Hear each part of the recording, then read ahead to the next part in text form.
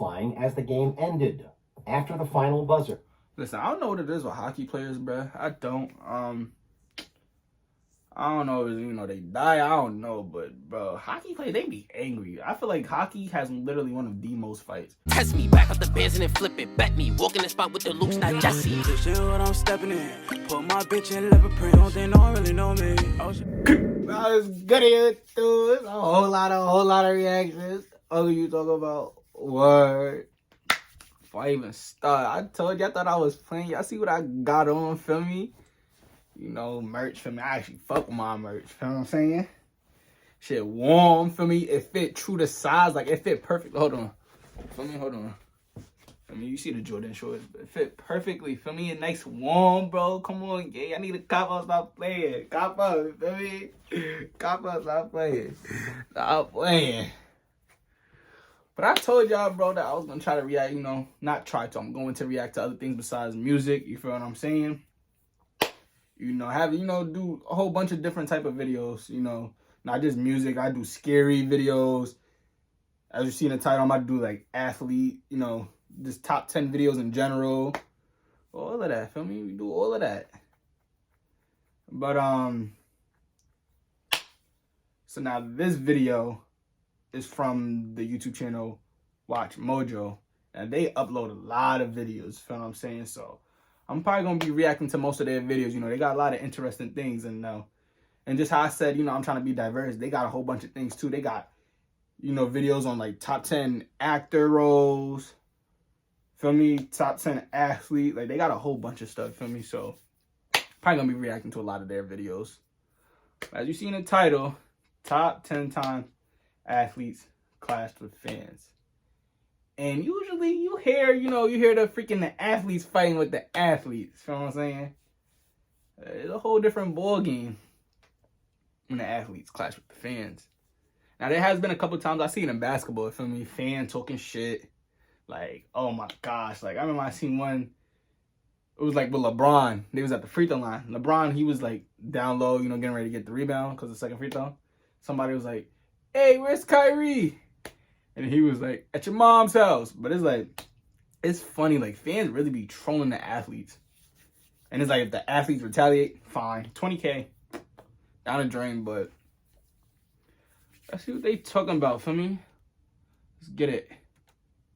Eventually put on a stretcher and taken to a nearby hospital. Welcome to Watch Mojo, and today we're counting down our picks for the top 10 athlete-fan interactions gone wrong. But the worst thing the players can do is to go in the crowd like this. For this list, we'll be looking at times fans interfered with or got physical with athletes or coaches during play. What's the craziest fan interaction you have ever seen at a sporting event? Be sure to share with us in the comments below. Hey, Number 10, come on now. Francisco's chair rage. Uh-oh. When you go to a baseball game, there's almost always a risk of getting hit by a ball, but you don't expect to be hit by a folding chair. During a 2004 game between the Texas... Bro, just imagine you at a game, bro. Something going on and you get clanked in the head by a fucking chair, bro.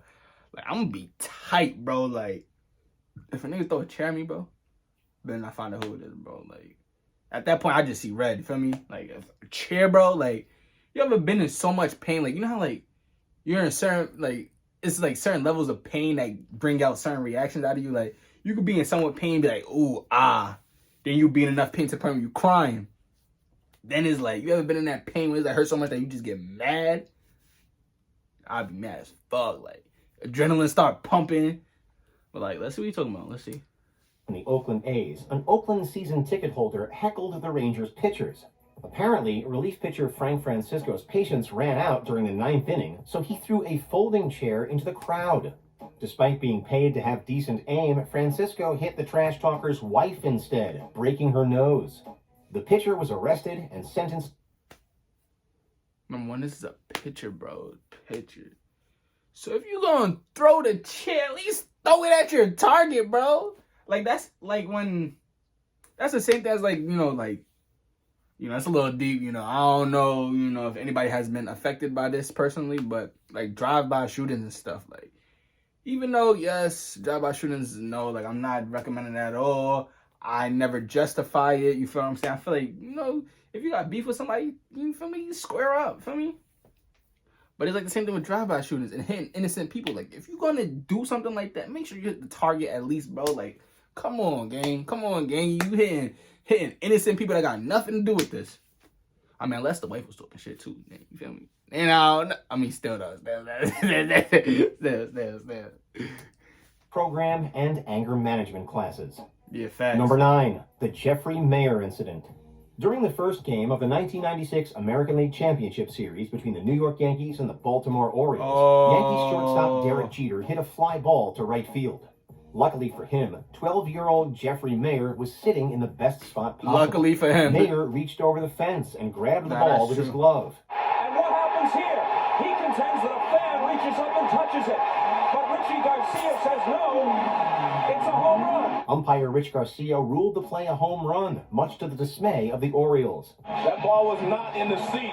It's okay to catch it if it's over the wall, but if it's in the playing field, then it's not allowed. You're not allowed to touch it. And you can see that ball is nah, his right hand, there. nah. The Yankees won the You see it. game and went on to beat the Atlanta Braves in the World His Series. hand went over the fence. As for Mayer, he became a local celebrity and sat behind the Yankees dugout later in the postseason. This is pretty unbelievable, and I didn't think it would ever happen to me. Number 8, Reggie Smith fights a fan.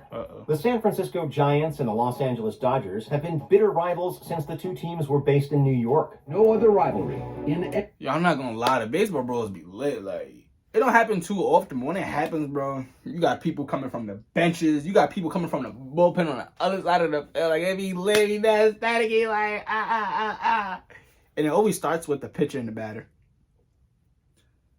Keep in mind, bro, pitchers is throwing at like 90, 100 miles per hour, bro. We talking about grown-ass men, bro. 98. Think right to the side, like, bro, nah.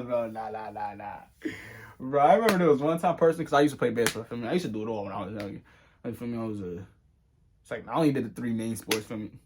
I did baseball, football, basketball. Basketball I stuck with the longest, but I stopped doing it after my 12th grade, after I graduated high school. But we had a baseball game, right? And it was a little funny moment, bro. We had a baseball game. This is when I played for Uniondale Sports Club. I think we had a baseball game in like Queens or something, feel me? And I ain't gonna throw my mans out there. I ain't gonna say no names. But my mans was pitching. He wasn't doing it on purpose. He wasn't. But he was trying to, like, cause he, you know, when you younger, you trying to learn new pitches, like the cutters, the curveballs, the changes. You know, we trying to do our shit or whatever. Feel me? We trying to, get right. So he just learned. He learned how to do a cutter. And keep in mind, he's a right-hand pitcher. So now, people who watch baseball, y'all know how it's set up. Right, he's a right-hand pitcher, and it's a left-hand batter. So it's like when he throws it, it's like it's harder for a right-handed pitcher to throw to a left-hander, because it's like naturally when you throw it, if you're a right-hand, when you throw, your arm comes down towards the left side. So it's like the ball has a tendency to go towards the left side. So keep in mind, a cutter, right? I believe this is how it works. Like, if you throw it correctly, it's supposed to like go. I don't know how to explain it. Like, if you throwing it, it's supposed to kind of go, not like a slider, but it's supposed to go towards like the left. If you're a right-hander throwing a cutter, it's supposed to kind of go, yeah. So my son, bro, I don't remember the count. You feel me? He did what he did. Did his little wind up, threw it, hit him in the side, bro. Or was he a right-hander? He may have been. I don't know. Hit him in the side. So then second time comes around, right? Tries to throw a cutter again. Hit him again, bro. And the batter went all, like, no fight happened, you feel me? Because he was no better, like, word. But he got mad. The batter looked at some Hispanic kid. The batter looked at our coach. Like, the coach was making my boy do it on purpose. But it's like, bro, that was really just trying to, do a new pitch in game, feel me? He was trying to throw a cutter. He was learning how to do a cutter. And he started spazzing. He was like, that's 2 times. But it's just funny how, like, the brawls normally always happen because the pitcher and the batter. But let's get back to it. can claim as many enduring icons or memorable moments on my boy, Any rivalry that has simmered for such a long time is bound to have its ugly moments, and this definitely qualifies as one of those. God his ass. In 1981, Giants fan Michael Dooley attended a game between the rival teams and verbally harassed the Dodgers. Dooley took the heckling to another level when he threw a batting helmet at outfielder Reggie Smith. Naturally, Smith retaliated and jumped into the stands to fight the troublesome fan. Smith was ejected. Bro, Dooley what? was arrested. Funnily enough, Smith ended up joining the Giants in free agency just a few months later. That's crazy. Why wait till Super Bowl 56? We don't care. We don't care. We don't care. We don't care. We don't care. We don't care. Bet $5 to win $280 if your team wins. That's 56 to 1 odds. And official sports. Hey, they gotta get their money, you feel me? Number 7. Domi Brawls with a Heckler. Long before Gritty captured the hearts of Philadelphia Flyers fans, another energetic fan made headlines in the city of brotherly love. During a 2001 matchup between the Flyers and the Toronto Maple Leafs, Toronto right-wing Domi was sitting in the penalty box when a heckler began harassing him. Into the stands goes Domi. Get it on. Oh, the ref in there too? Hold on. College is in the middle of it. Domi sprayed the vocal fan with his water bottle, prompting Flyers fanatic Christopher Falcone to go after Domi. And it fell. The glass panel gave way, and Falcone fell into the penalty box, where he was greeted with Domi's fists. Oh, yeah, Ty Deep, Domi deep. got Yo. some shots in. Hockey, they be getting it in too, bro. Like, hockey getting it in. I'm not gonna lie. Like, I seen a couple little fights on ESPN, but those be scary because there's been a couple times where, like, niggas will slip and the skate, they'll catch the skate somehow to their face. And, bro, them skates literally kill people. So it's like with the hockey, like, certain ones, I be scary. I be kind of like, like, I be a little fidgety, like, yo, don't get fucked up, don't, you feel me? But nah, the hockey fights be lit. Especially, like, yo, all my gamers out there, yo, bro, I used to play NHL, bro. You get into a fight, you can swing, yo, I used to be, Yo, bro, those shit used to be lit. Well, there's an example of the player being at fault there. Domi actually initiated all that. The fight was broken up, and Domi was fined $1,000, but not suspended. The two men later That's made nothing up, to them, with probably. Domi even giving Falcone tickets to a couple of playoff games in Toronto. And he's See, like, they made yeah. up. I said, yeah. You want to come to Toronto? He said, yeah. I said, okay. She'll get it. And I told him, I said, just don't tell the media or anything, right? Anyway, it's all done. Number 6. Two fans attacked Tom Gamboa. I was in the right place doing my job at the wrong time. They came at me from behind, so I had no idea, what was about to happen. Usually, father and son outings to baseball games result in wholesome memories, but this particular father-son duo was more interested in harm than hot dogs. During a 2002 game between the Kansas City Royals and the Chicago White Sox, the 9th inning was interrupted by two shirtless fans running out of the stands. The two men, identified as William Legui Jr. and his... See, come on, bro. It's two of y'all. They don't look like they be in the weight room at all. It's two of them. Y'all gonna attack coach and don't think that the team gonna come after you? Like, use your heads, bro. Like, and that's good for they probably got they ass fucked up, bro. Like, did you see the crowd? Like, the whole team, storm on these motherfuckers. They probably got fucked up in that house. I'm not gonna lie to you. Attacked Royals first base coach Tom Gamboa. A folded up pocket look, 1, 2, 3, 4, 5, 6, 7, 8, 9, 10. I can't count, bro. Fortunately, Gamboa escaped with a few cuts and a bruised cheek. The Royals bench rushed over and pulled the attackers off their coach. But unfortunately, oh my God! Did you see him coming with that? In his right ear due to the incident. The attackers were sentenced to several months of parole for their crime. As for Gamboa's attackers, as they were led into the police car, they answered the... Hey, I ain't trying to make this a racial thing. Let them have been black, though. They got charged with assault. Freaking, something to pee. I don't know, bro. But, I mean, I'm not disagreeing with their punishment. You feel what I'm saying? Like, it's a little petty little fight. You should have really done. You feel me? But why? Why did you do what you did? He flicked us off. He got what he deserved. Number 5. Patriots fan attacks Junior Seau. Massachusetts sports fans have a reputation for being rowdy, and sometimes that can even carry over to how they interact with their own teams. The late Junior Seau was a top linebacker for the Patriots. However, sometimes even the best tackler can become the tacklee. During a 2008 game between the New England Patriots and the Arizona Cardinals, Seau was on the sidelines when fan Todd Kovas jumped over the fence onto the field and tackled Seau. Kovas later said that he simply meant to hug the linebacker, but he was still charged with trespassing and assault and battery. We definitely understand the urge to hug your favorite athlete, but maybe stick to fan mail next time. Number 4, Sasha Lakovic. Nigga, they don't ever see the fucking fan mail, bro. They don't see it, bro. Or it takes them literally like year. Come on, bro. Like, it's an NFL football player, bro. He probably has at least a few 100,000 followers on social media. You know how many people, you know how much fan mail he getting? Like, my son wanted to make sure, you feel me? He wanted to make sure. You might even see that damn fan mail. He might, though. Fights are almost always on the menu at hockey games, but those scuffles usually don't involve fans. During a 1996 game between the Calgary Flames and the Edmonton Oilers, one Oilers fan apparently had one too many sips of liquid courage and started shouting at the opposing team's bench. Look what happened right there. The drunk fan took it one step too far and poured a drink and popcorn on Flames assistant coach Guy Lapointe.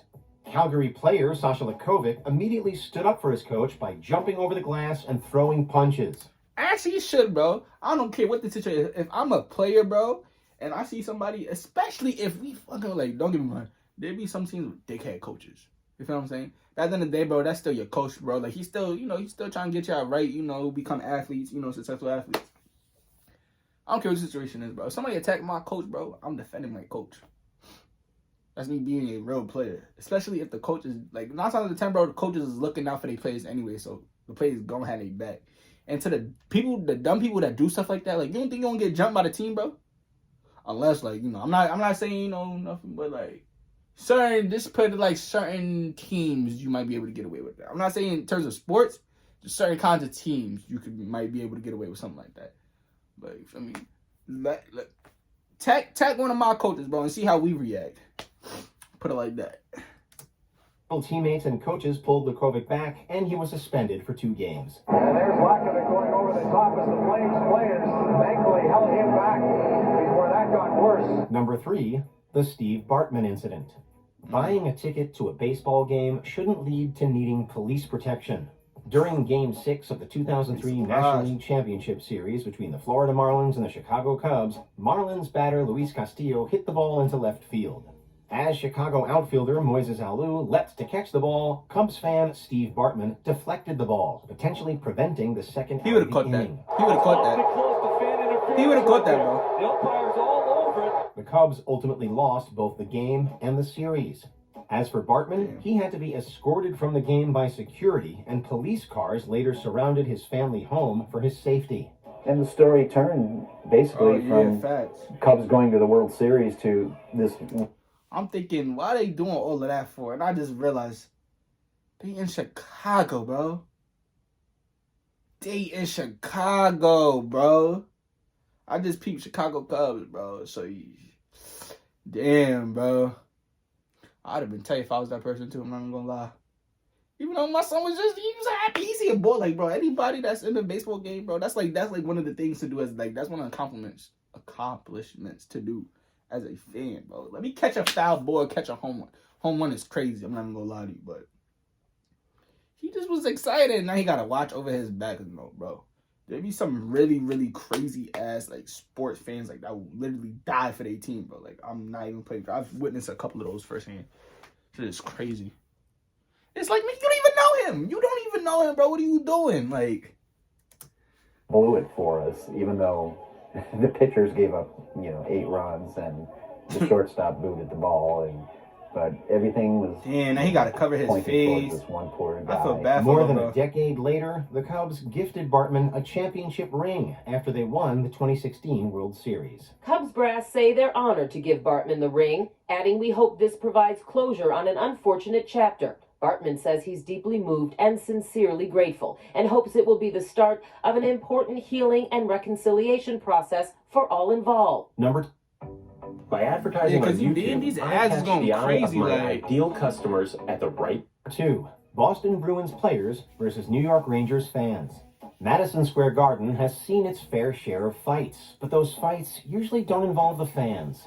This 1979 game between the New York Rangers and the Boston Bruins was physical from the get-go, but the fists really started flying as the game ended, after the final buzzer.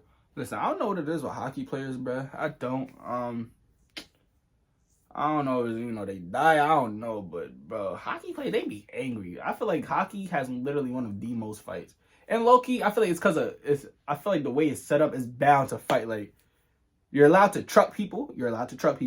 And you're in roller skates. So imagine you start, you know, especially if you beefing with somebody, bro. Imagine how fast you going in, not roller skates, ice skates. But imagine how much speed you could pick up, and then you just, and it's just like slap boxing. You feel me? It's just like slap boxing when it's like somebody smack you too hard and you get mad. Even though it's part of it, you feel me? If somebody hit you too hard, niggas end up fighting, bro. Teams started fighting, and Rangers fan John Captain hit Bruins Stan Jonathan with a program before snatching his stick. Jonathan's teammate Terry O'Reilly entered the stands to retrieve the stick, and 18 other Bruins followed. O'Reilly's after somebody in the crowd. Oh, this could be bad. Oh, there go the Bruins. Oh, you hate to see this. The brawl between the players and fans escalated, with player Mike Milbury hitting Captain with his own shoe. Only one Bruin, goaltender Jerry Cheevers, was not involved in the incident and therefore not fined afterward. But that's the worst thing you can see in a hockey rink. Not real, players decide to go over that barricade. Man, if I don't give a fuck about no fine. What? I agree with you. No right at all to take a player's stick from out of his hand. Before we continue, be sure to subscribe to our channel and ring the bell to get notified about our latest videos. You have the option to be notified for occasional videos or all of them. If you're on your phone, make sure you go into your settings and switch on notifications.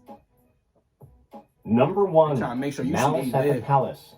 During the final minute of a 2004 game between the Indiana Pacers and the Detroit Pistons, Pacers player Ron Artest fouled Ben Wallace, causing a scuffle. Ben Wallace is fouled. Wallace right at Artest. This has potential to be serious if they don't get between. Artest laid down on the scorer's table, and Pistons fan John Green threw a drink. Yo, Ron Artest, bro, he got some issues, bro. And he got the audacity to change his name to Meta World Peace. Like, you don't get yours. And he always getting involved with some dirty shit, bro. Like, that play when he hit the... See, it's like, I don't know, like, I've seen plays when it's like people get excited. Like, what's his name? Carlos Boozer. I doubt he's in the NBA, but he used to play for Chicago Bulls. He was like the power forward. There was an incident when he got excited and he like celebrated. And he ended up hitting the ref in his, you feel me? And you know, feel me? But it's like that one play, if y'all know what I'm talking about, when he elbowed James Harden, it looked like he was celebrating. But just knowing his status, knowing his resume, I don't know if that was intentional or not. But of course, he getting to something else. Test. The small forward entered the stands and grabbed another fan who he believed to be the instigator. Oh, I think I heard about this. Jumped over the scorer's table and is trying to get down to the bench. Artest is in the stands. Actually, I think Steven Jackson's in the stands. Rasheed Wallace going into the stands. The brawl escalated and the referees called the game without finishing up the final seconds. 9 players were suspended for a total of 146 games, and 5 fans were banned from Pistons home games for life. You wonder if the official's going to let this game continue. Now they're throwing bottles out onto the floor. They're trying to get the Pacers to go back to the locker room. This incident led to rule changes, limited alcohol sales at games, and more than $11 million in lost salaries due to suspension. The Pistons fans here. Do you agree with our picks? Check out this other recent clip from Watch Mode. That's it. But bro, imagine you leaving a game, no matter what the situation, and people are throwing popcorn, throwing soda. Like, they already heated, so imagine they went into a whole nother brawl again. But now that video was lit. But let me know if y'all got any comments. Let me know if y'all want to see me react more videos like this. Feel me? I think I'm gonna do it anyways. I'm definitely gonna do it anyways. I like these videos. But let me know what y'all think in the comment section. Hey, come on now, gangy. Come on, get into it, gangy. But don't forget to like,